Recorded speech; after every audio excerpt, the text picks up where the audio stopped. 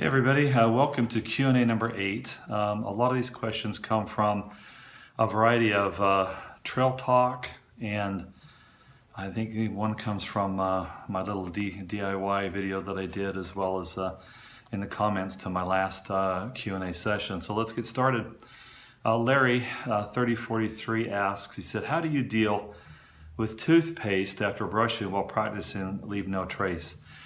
This is probably honestly what I see on the trail more from hikers, even through hikers, where honestly you end up with people brushing their teeth all over the place. It's my pet peeve when I see people spinning it into the dead fire ring, or even just kind of around their tents and stuff, because toothpaste is one of those smells that is really attractive to a bear. If you're going to give a bear coming, it's going to be because of like Snickers bars, toothpaste. Those scents really drive them crazy. If you want to do it right, you probably dig a hole, cat hole, and brush and bury it. Most people honestly don't. The best you can hope for is that people actually will go away from the tent sites and the hammock areas far enough on the edge of where they're camping to brush their teeth. And the other thing too is, you don't need a lot of toothpaste. What you see, you see the commercial on television where they put the whole line of toothpaste on the brush, and all you need is just a little tiny bit, okay? Because it's more for breath control than it is anything else. I've seen people brush their teeth without toothpaste, or just use a little bit and they just swallow it and they don't even spit it on the ground.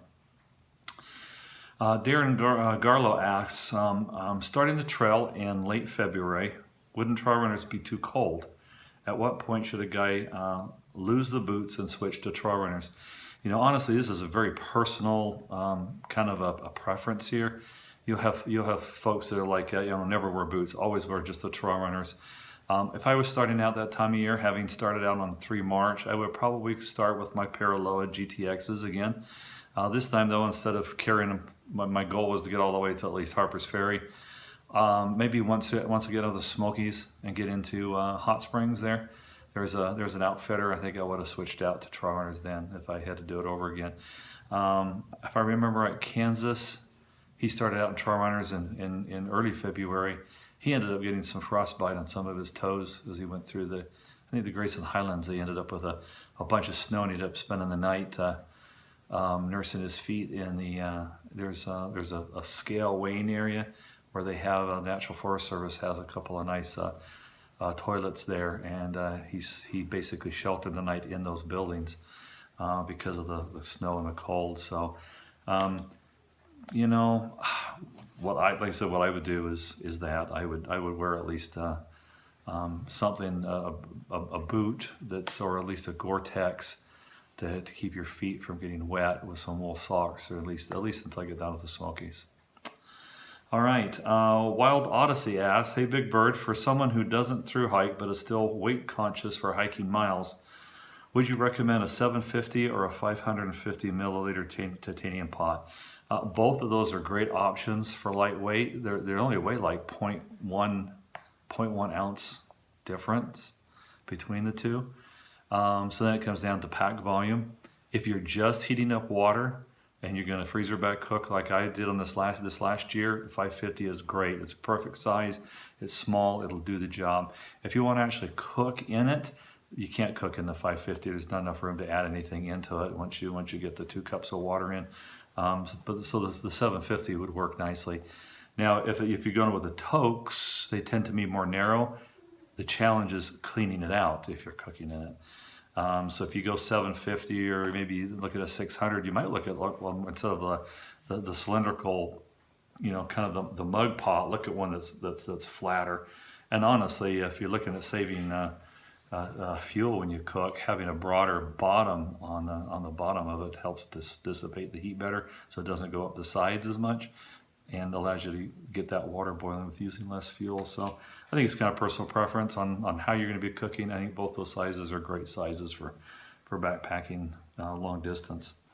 Warren Davison, he asks, speaking of fuel, did you carry any Nesbitt cubes as a backup? I never thought about that. My friend Jesse had some that he cooked with, And this last spring, I left their Luray with one of the medium-sized 8-ounce canisters. And when I got to Harper's Ferry, Jesse gave me a smaller one that I carried that so that I could have it to swap out. And, I got all the way to Lehigh Gap in Pennsylvania before that 8-ounce one actually ran out of fuel. So I carried that other 3.9-ounce fuel canister 200 miles or so. And then after I left, I was still using that little canister through all the way to New York. Yeah. When I got off the trail, I still had half that 3.9 left, and was actually having a hard time deciding where I was going to be able to get fuel because it was looking kind of iffy. If I had 4 of those little Nesbitt cubes, that would be a good backup to have hardly any weight to them at all. So I ordered some. So I think I'll do that this next time. That'll be my swap out fuel if I end up running out of propane, instead of carrying an extra canister for so long like I did even in 2016. I attempted to carry an extra canister of fuel for that swap out a lot longer than I needed to. So good idea. Thanks, Warren. Bob Cat asks, your thoughts on a rain jacket are spot on for colder temps. What about rain pants? I am thinking of the Marmot Precip full zip pants for the cold and the rest of the trail. What do you think? I went back and forth about rain pants, and it seemed like a lot of the pre-hike videos I watched, some people had rain pants. And then you watch their mid and their end gear reviews, and they almost always said that they never used the pants hardly at all. They got rid of them. Maybe they would have liked to have had them for the whites when it was kind of cold and windy. My friend Brett, he recommended I not take any rain pants, so I didn't. I had a nice pair of those cool convertible zip-offs. My legs don't tend to get cold. They don't tend to have issues with the cold. So for me, just wearing a pair of long pants, even the brutal temperatures there in the Smokies for a couple of days, I was fine. Even having gotten wet on one of those cold rains in the Smokies, I was okay. Got them all dried off. And the thing is to have something that dries quickly, I think, is the key. I haven't tried a rain kilt, a rain skirt or not. A lot of people like those. That might be an alternative. It kind of depends on when you leave. I think if you leave in April, I don't think you're ever going to need a pair of rain pants. Maybe until you get up to Mount Washington or something, you might want to have something sent to you. Use them and then send them home, or pick up at the last second, just pick up a pair of cheap Frog Togs and use those if you think you need it. But if your legs don't tend to get cold, a lot of people didn't use rain pants. I saw very few. About the only time I ever saw people wearing rain pants was when they were doing laundry. They were wearing those so they could clean their town clothes and their hiking clothes. So hope that helps. Let's see. Millie's cousin. I had made a comment about carbonization in the body, drinking too much soda. It always seemed to sap my energy. And the question is, I'd like to know more about the carbonated drinks sapping energy from you. Again, I'm a diabetic type 2, which is what I am. And I've been thinking that tea might answer the caffeine crave for a cold drink to get away from the carbonated drinks, which I also drink way too many of due to convenience. And you've also got the energy drinks, the Mio types that have caffeine in them that don't have the carbonation. The thing with the carbonation, okay, your blood cells, I think they can carry 2 molecules on them, an oxygen molecule and a carbon dioxide molecule. And so there's that exchange that happens in the body. You breathe air in, it comes to the lungs. It drops off the carbon dioxide to breathe out. It picks up the oxygen molecules and it takes it into the body, and they're picking those up from your cells. Okay, your cells are giving up the carbon dioxide. Well, what happens if you drink a lot of soda and stuff? You're putting extra carbon dioxide into your body that's got to come back out somewhere. Okay, and it's going to come back out on the blood cells. Well, if you got so much of this happening, it's, it's pushing, there's less blood cells carrying oxygen is what I'm trying to say, because they got to get that CO2 out of your body. So what happens is you end up kind of oxygen depriving yourself a little bit. Where this gets into, if you've ever, if you've ever heard of somebody dying from carbon monoxide poisoning, either through, attempted suicide, where they have the car running in the garage, or malfunctioning heaters or something like that. For some reason, when the carbon monoxide, so one carbon, one oxygen molecule, when they get on a blood cell, they don't like to let go. It won't let go. For some reason, the carbon dioxide will, the carbon monoxide won't.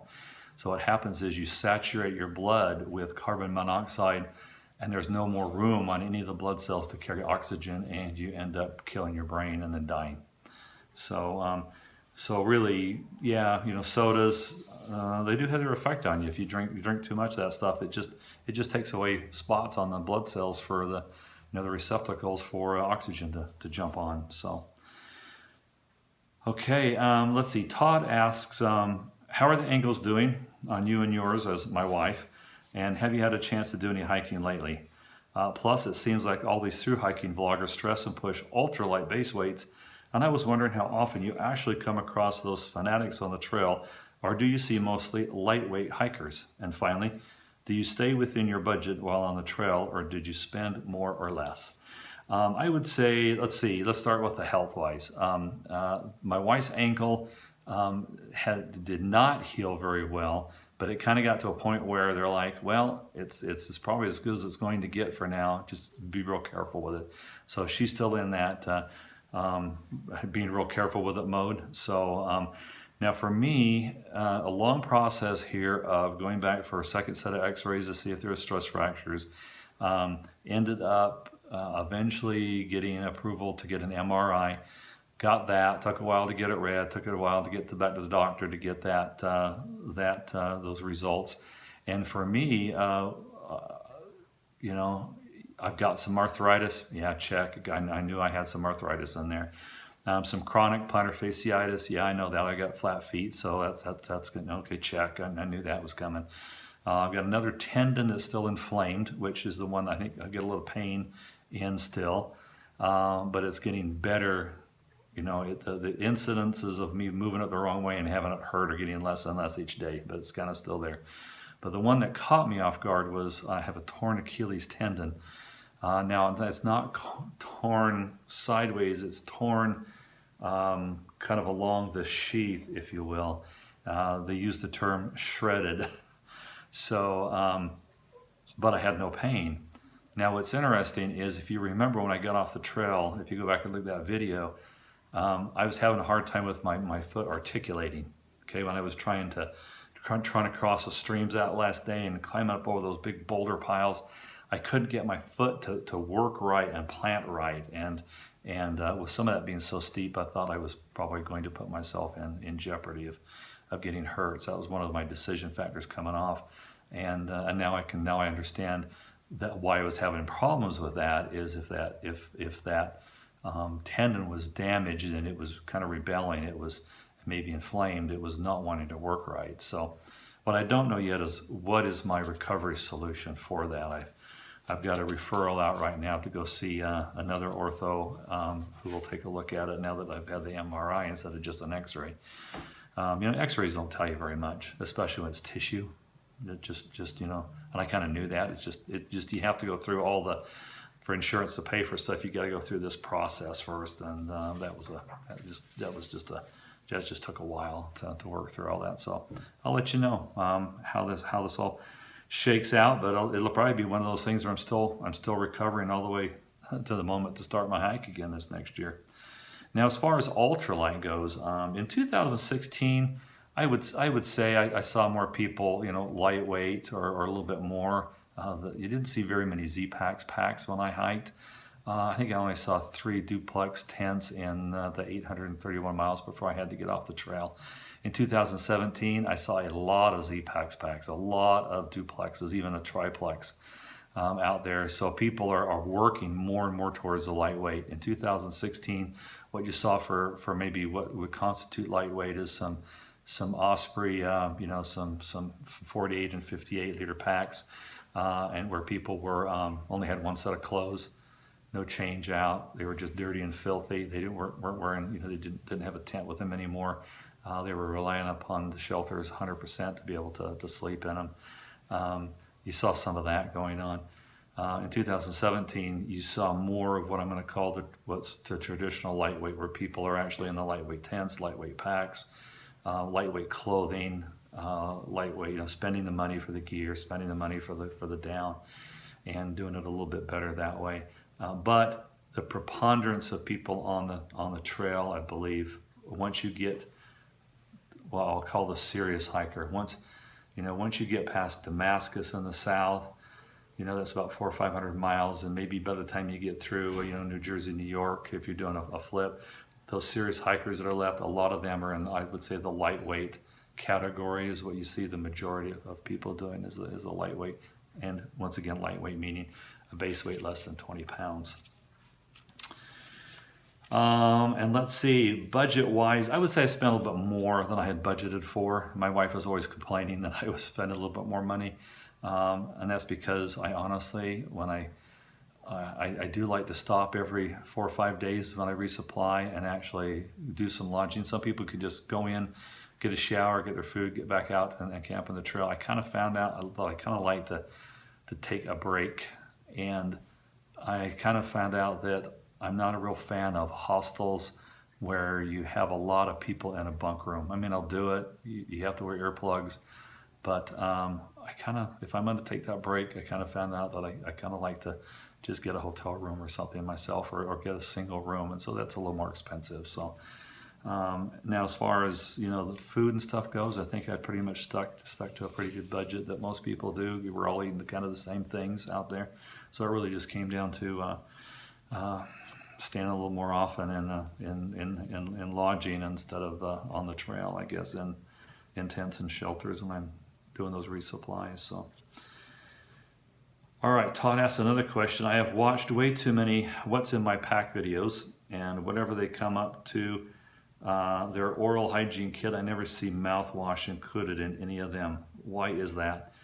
Isn't the part of the big three toothpaste, floss, and mouthwash? In between my hikes, so pre-2017, I did watch a video where a gal had, a big Ziploc bag full of all of her oral hygiene stuff. It was huge. And the first thing that went through my mind is, that's not going to last. She'll get rid of that pretty fast, because it really comes down to weight. Mouthwash weighs. I think a lot of people use mouthwash just, to kind of keep their breath fresh, and most people don't care about that out there on the trail. They're not trying to pick up, the opposite sex. They're not kissing. They're not, getting too close. If you use toothbrush and a toothpaste, that's about the best it's going to be, or a little bit of gum sometimes. You just don't see mouthwash. I never took any, just toothpaste and some floss.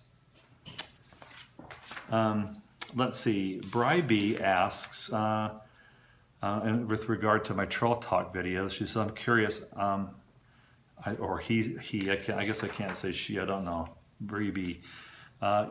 I'm curious, how the heck do you remember all the details that you talk about? And all I can, it's when I sit down, I kind of go through some of the pictures first for that leg, and that kind of helps refresh a little bit in my mind. And then as I kind of look at the AWOL guide as I go, and things start jumping back out at me. I think maybe because I was doing some videos as I hiked those sections, and because I spent some time doing those videos and then rewatching those videos and editing those videos and then posting those videos, and because my hike philosophy was, it's not about the destination, it's about the journey. So for me, I was enjoying the hike. It wasn't pounding out the miles and and all of a sudden you realize, I just hiked 5 miles. I don't even remember it. That wasn't my hike. I could remember things. I would stop and I would look and I would take pictures and I would absorb myself in the experience. And maybe that's why I can remember some of the things like I do. So, all right, Ella Silva's got a few questions here. First, I was wondering about bear canisters. Are they a must-have on the trail? And I don't see hikers with a canister or talk about it.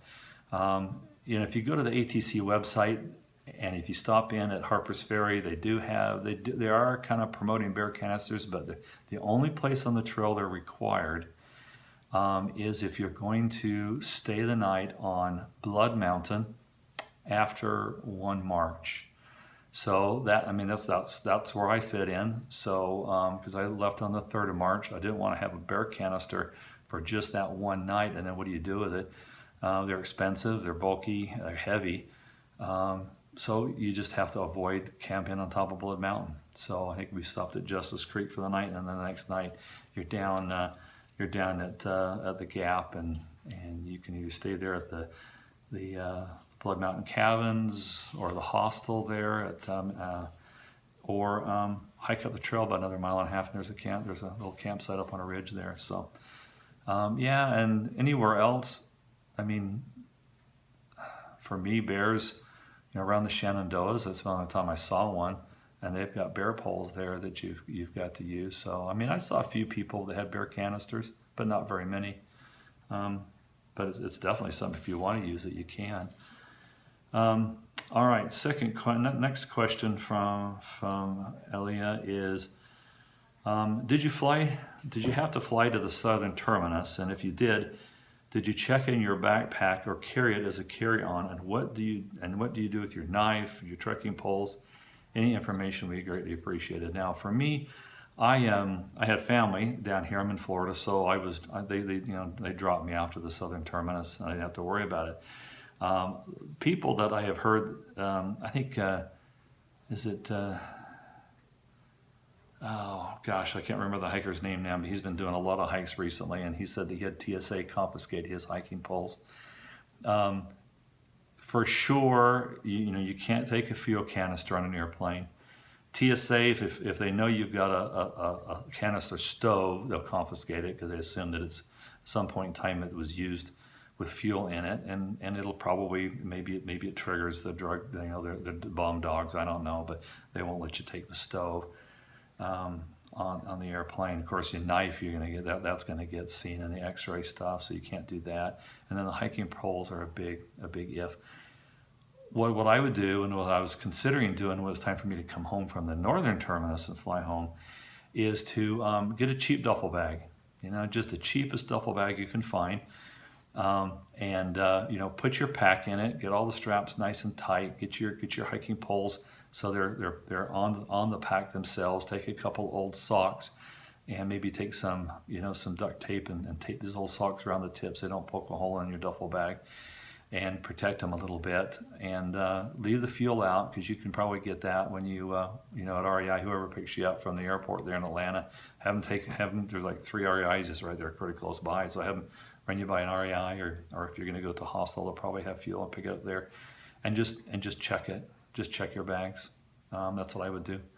I wouldn't try and check your backpack with all of its straps on and everything. It's bound to get caught in a conveyor belt system. So just to get your seat shelf, and you can either throw the duffel bag away, throw it in a hiker box, send it back home to yourself so you can use it at the other end. But I would go ahead and consider checking the luggage instead of taking the chance with a carry-on with TSA.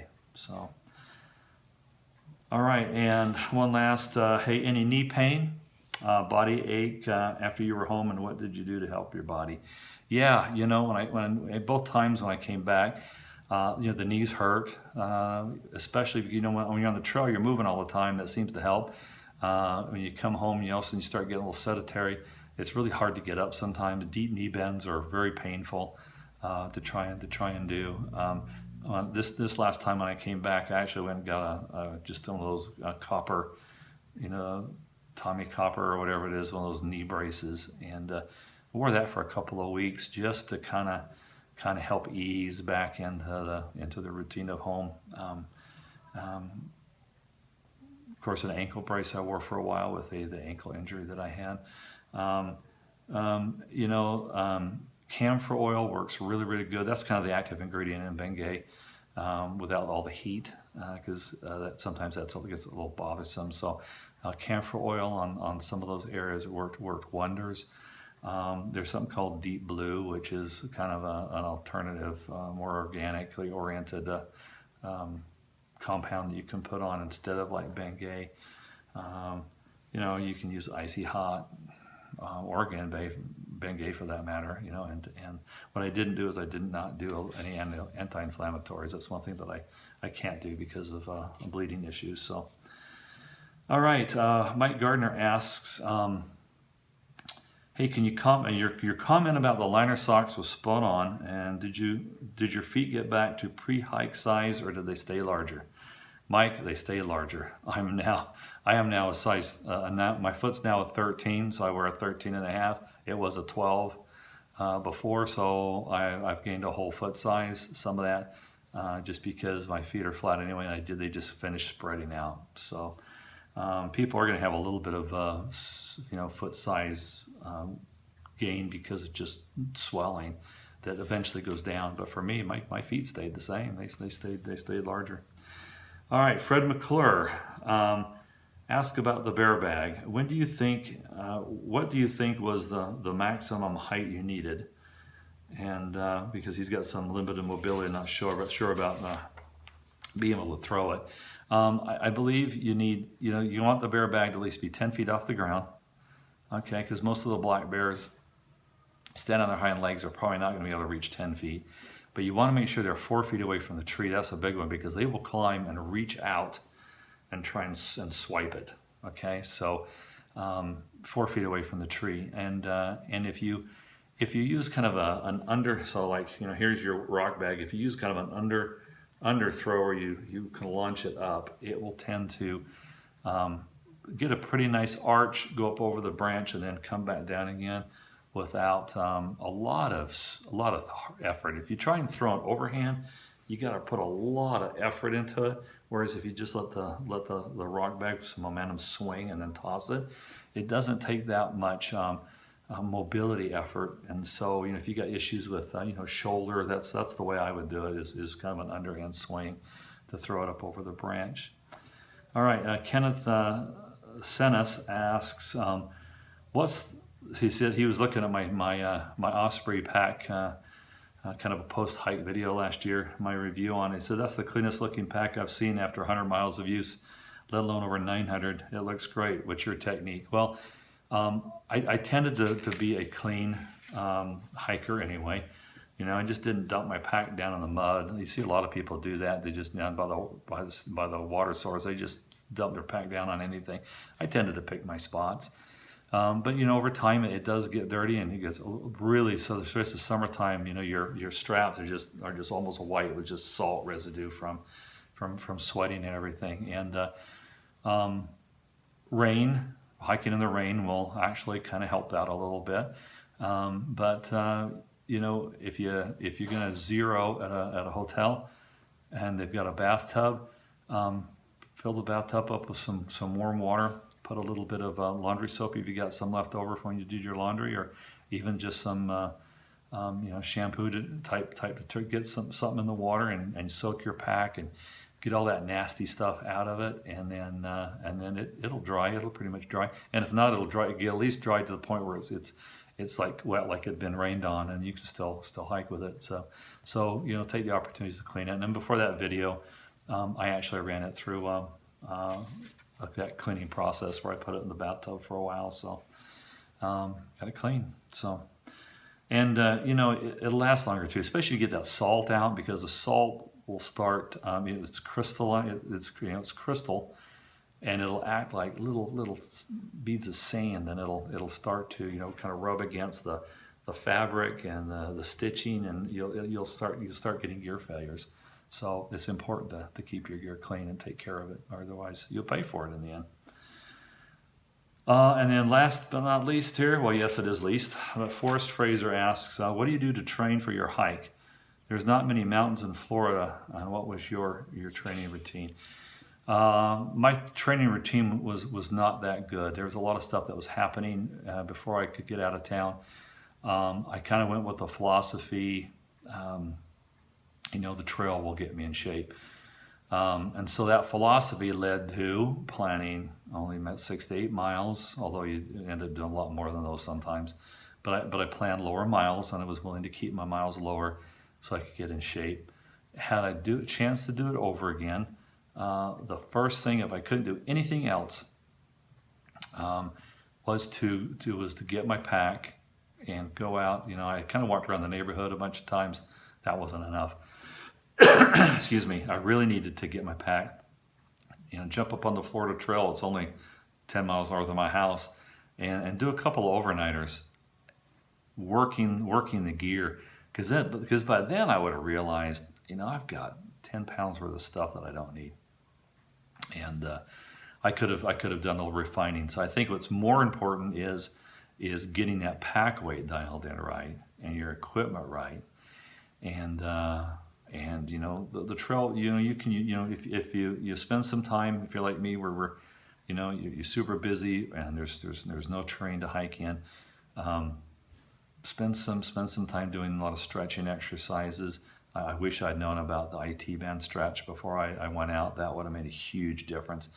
Had I been regular doing that before I went out. So a lot of stretching, that IT band stretch, you know, pack shakedown stuff, so that gets right, and it feels right on the body, so you've got it all adjusted.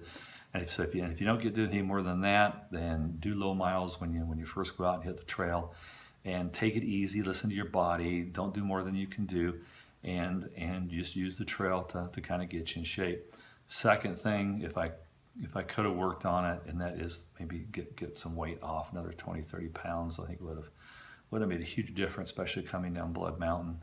But you know what, it is what it is. My weight's back up. I had to deal, you know, and then I went back out here, had to deal with it as working my weight back down, came back home, weight's back up again. You know, mostly because I can't walk right now with you know, trying to not do any more damage to this foot. So you know, you do what you can do.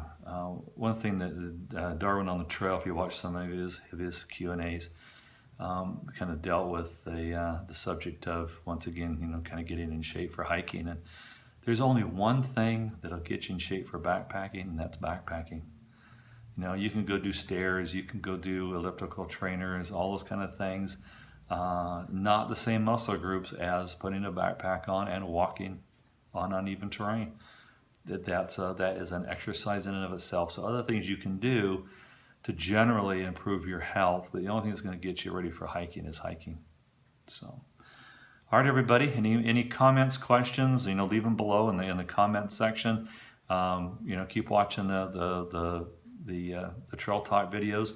Once again, they're informative. They're meant to be informative, not necessarily entertaining, but I try to do my best to throw some photographs in there of things to kind of let you see what things were like along that section of the trail, and kind of give everybody heads up, and also remember that it's just this is my perspective, kind of the, you know, in your humble opinion type of a trail talk, and it's not meant to be like, hey, this is the way to do this section. It's just, hey, this is what I did on this section, and here's the things that I enjoyed. Here's my oops, maybe I should have done those, and go from there. So, all right, everybody, you have a great day. It's nice and warm down here in Florida. You wouldn't believe we're coming up on Christmas time. All right, everybody, see you later. Bye.